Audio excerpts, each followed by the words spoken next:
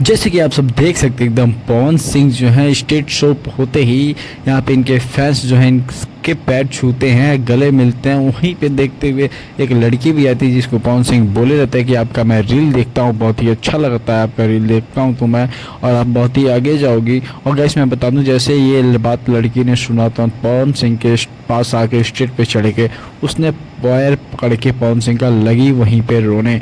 तो ऐसे मैं बता दूं आप सभी को बहुत ही धमाकेदार स्टेज शो हुआ। पवन सिंह यूं ही पावर स्टार नहीं कहे जाते हैं, लोगों के दिल में रहते हैं। आप लोग देख सकते हैं लोग इनसे बहुत ही ज़्यादा प्यार करते हैं और पवन सिंह भी फैन फॉलोइंग से अपने बहुत ही ज़्यादा प्यार करते हैं। आप लोग देख सकते हैं एकदम कितने प्यार से दोनों को गले लगा करके और फिर बोलते हैं कि आप लोगों का प्यार इसी तरह बना रहेगा तो मैं बहुत कुछ करूँगा और आप सभी का प्यार ही मुझे चाहिए। तो गाइस चलिए इसी के साथ वीडियो का हमारे लाइक कीजिए और चैनल को सब्सक्राइब कीजिए।